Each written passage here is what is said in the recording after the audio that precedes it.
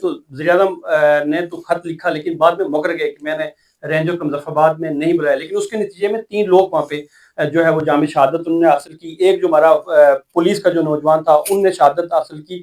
تو کیا جو 3 نوجوان ہیں ان سے آپ جو ان کی ایف آئی آر تک درج نہیں ہوئی، تو کیا اس سارے پروسیس سے پیچھے ہٹ گئے ہیں؟ نہیں، پیچھے ہم نہیں ہٹے.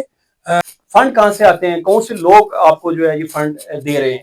الحمدللہ سر، یہ الزام بھی ہمارے اوپر لگا کہ جی فارن فنڈڈ ہے، بالکل یہ ہے میں رابطے ہیں. رات کا آپ کو ہاں، مجھے ایک بات بتائیں سر کہ میں چودھری انوار الحق ان کے خلاف جو ممبران اسمبلی ہیں کوئی گٹھ جوڑ ہوتا ہے یا عدم اعتماد کی تحریک آتی ہے تو آپ ایک موومنٹ لے کے چلتے ہیں اور اس میں یہ کہا جاتا ہے کہ آپ ان کو بیک ڈور ڈپلومیسی کے تحت ان کو آپ سپورٹ کرتے ہیں. وہاں ایسا کیا ہے صدارتی آرڈیننس اگر وہ نافذ ہو جاتا ہے تو لوگوں کا ریئیکشن ایسا کیوں ہے؟ سر دیکھیں، اگر تو ریاست کے اندر قانون موجود نہیں ہے، یہ بھی آپ کے اوپر الزام ہے کہ آپ کے ہی لوگ ہیں جو اس جھنڈے کو توہین کرتے ہیں. اور پھر میں نے آج یہ کہا کہ جان بوجھ کے پری پلان یہ سارا کام کیا جا رہا ہے. مراد یافتہ یا اشرفیہ کی جو مراد ہیں اس کے اوپر ابھی بھی کوئی بات نہیں ہوئی، تو کیا آپ اس پوائنٹ سے پیچھے ہٹ گئے؟ السلام علیکم، اسٹیٹ ویو سے میں ہوں شہزاد خان اور میرے ساتھ آج جو مہمان شخصیت موجود ہیں کسی تعارف کا محتاج نہیں ہے. جموں کشمیر جوائنٹ عوامی ایکشن کمیٹی کے اہم رکن اور جو مظفرآباد کی ہماری تاجر برادری ہے اس کے صدر ہیں، اور جو پورا آزاد کشمیر ہے وہاں کی جو تاجر برادری ہے اس کے جنرل سیکرٹری ہیں. شوکت معاذ میر صاحب نے آج ٹائم دیا ہے اور ان کی مصروفیات بھی اپنی جگہ ہے، لیکن پھر بھی میں ان کا شکریہ ادا کرتا ہوں. میر صاحب آپ کا بہت بہت شکریہ. میرا جو پہلا سوال ہے آپ کی جانب وہ یہ ہے کہ جوائنٹ عوامی ایکشن کمیٹی کا جو آئیڈیا کیسے آپ نے کریٹ کیا اور کون کون سے دوست اس وقت شامل تھے آپ کے ساتھ؟ بسم اللہ الرحمن الرحیم.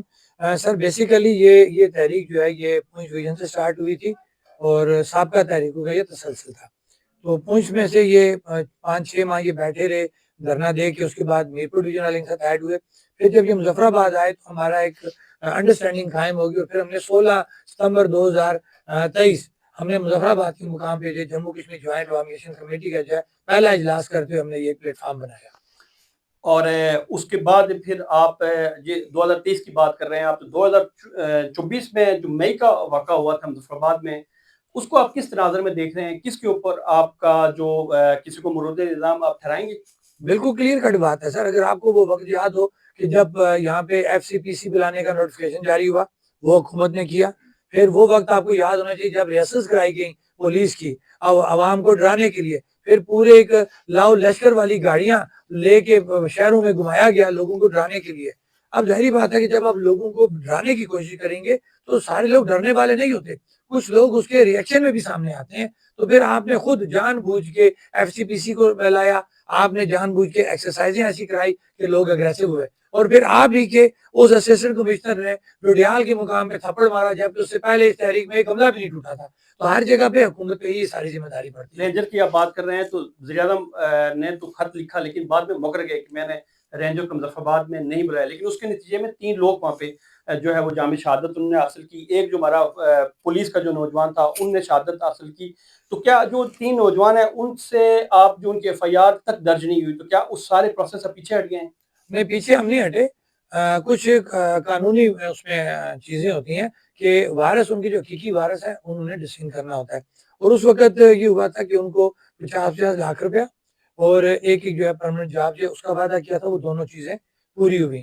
لیکن ریاست جو ہے موجود ہے، اگر کسی جگہ پہ ریاست کی طرف سے کوئی اس کے اندر بدعہدی ہوتی ہے تو ہر ایک کے پاس جو ہے اپنے دفاع کا موقع موجود ہے. میر صاحب بڑا لاؤ لشکر دیکھتے ہیں. ابھی جو ریسنٹلی کال تھی آپ کی، جو مئی پچھلے سال جو مئی میں جو آپ کی کال تھی، فنڈ کہاں سے آتے ہیں؟ کون سے لوگ آپ کو جو ہے یہ فنڈ دے رہے ہیں؟ الحمدللہ سر، یہ الزام بھی ہمارے اوپر لگا کہ جی فارن فنڈڈ ہے، انڈیا سے رابطے ہیں، بالکل یہ ہے میں رابطے ہیں. رات کا آپ کو ہاں، مجھے ایک بات بتائیں سر کہ کیا یہ ہو سکتا ہے کہ کسی بندے کو فنڈنگ آ رہی ہو اور یہ چھوڑ دیں اس کو؟ الحمدللہ ایسی کوئی بات نہیں ہے. یہ ہمیں فخر اپنے پوری آزاد کشمیر کے لوگوں پہ کہ ہر ایک نے اس کے اندر اپنا حصہ ڈالا. کہ مثلا میں آپ کو بات بتاؤں، جب میں مظفرآباد سے سفر کرتا ہوں، ظاہری بات ہے ایک سفر پہ اچھے خاصے پیسے لگتے ہیں. ہمارے وہ دوست جو ہمارے ساتھ اس میں ایکشن کمیٹی میں موجود ہے، یا ہمارے مظفرآباد کے ایسے مہربان جو یہ سمجھتے ہیں، جن کا ہمارے اوپر اعتماد ہے، وہ ہمیں سپورٹ کرتے ہیں اور ہم ان سے چندہ لے کے ہم یہ اپنا سارا کام کر رہے ہیں. اسی طرح پورے میرپور ڈویژن میں اور پوری ڈویژن میں یہی طریقہ کار ہے کہ آپ کے لوکل لوگ جو ہے ان کی سپورٹ کرتے ہیں اور وہ یہ نظام آگے چل رہے ہیں. میر صاحب ایک اور بات جو ہم نے دیکھی کہ جب بھی جو موجودہ وزیر اعظم ہیں چودھری انوار الحق ان کے خلاف جو ممبران اسمبلی ہیں کوئی گٹھ جوڑ ہوتا ہے یا عدم اعتماد کی تحریک آتی ہے تو آپ ایک موومنٹ لے کے چلتے ہیں اور اس میں یہ کہا جاتا ہے کہ آپ ان کو بیک ڈور ڈپلومیسی کے تحت ان کو آپ سپورٹ کرتے ہیں، کیا ایسا ہی ہے؟ نہیں، ایسی کوئی بات نہیں ہے. اتفاق ایسا ہوا یا کہہ لیں کہ ان کی وہ بدنصیبی کہہ لیں، یا میں نہیں کہوں گا کہ اس دفعہ تو بیل مجھے مار والی بات انہوں نے کی کہ ہم نے کال دے دی 23 جنوری کی، 24 اکتوبر کو ہم کال دے رہے ہیں 23 جنوری کی، اور ان کو بجائے اس کے کہ یہ ہمارے سے مذاکرات کرتے، ان کا کوئی ایسا کوئی سیاح مشیر ہے کہ اس نے ان کو کہا کہ بھئی یہ آرڈیننس لے آؤ، اس میں ہم ان کو کریش کر دیں گے. تو پھر وہ کال تو ہماری ادھری تھی، تو پھر ہم نے پہلے اس کو ٹکرنا تھا نا، تو پہلے ہم نے اسے کالے قانون کو واپس کروایا. کالا قانون یہاں پہ بھی ہوا صدارتی آرڈیننس کے تحت، جہاں پہ بھی آپ دیکھ رہے ہیں کہ جو ایک سیاسی جماعت ہے اس کے گرد گھیرا تنگ کیا جا رہا ہے، تو وہاں ایسا کیا ہے صدارتی آرڈیننس اگر وہ نافذ ہو جاتا ہے تو لوگوں کا ریئیکشن ایسا کیوں ہے؟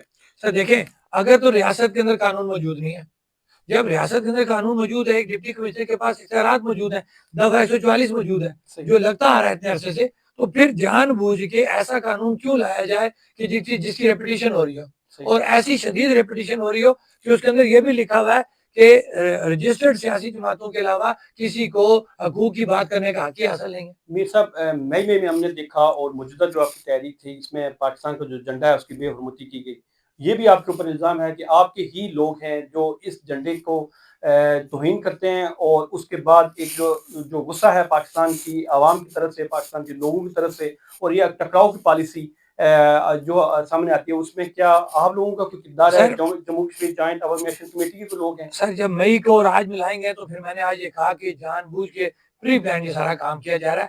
مئی میں بھی یہ چیز ثابت نہیں ہو سکی، اس لیے کہ جب ہم 12 مئی کو ہمارے مذاکرات ہو رہے تھے راولہ کوٹ، صحیح، تو میں اسی روڈ سے گزر کے گیا تھا. صحیح، جھنڈا اس وقت اترا ہوا تھا، کیونکہ جب جھنڈے پرانے ہو جائیں جھنڈوں کو اتار کے دوبارہ نئے لگائے جاتے ہیں، اور کوئی جب میں وہاں سے گزرا کوئی جھنڈا نہیں تھا اس ٹاور کے اوپر، اور جب وہاں سے آئے کوئی جھنڈا نہیں تھا.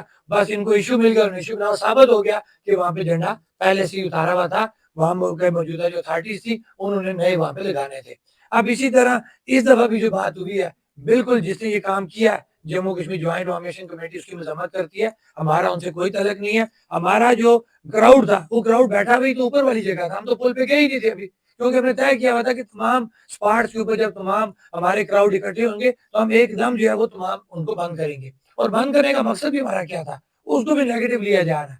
ہمارا بند کرنے کا مقصد یہ تھا کہ پچھلی دفعہ یہ حکمران یہاں سے بھاگ گئے تھے، اس دفعہ میں پلان کیا تھا کہ ہم پہلے انٹری پوائنٹ بند کریں گے، اس کے بعد ہم ان کو ٹکریں گے، اس کے بعد ہم جائیں گے اسمبلی کی طرف اور ان کو باہر نکالیں گے.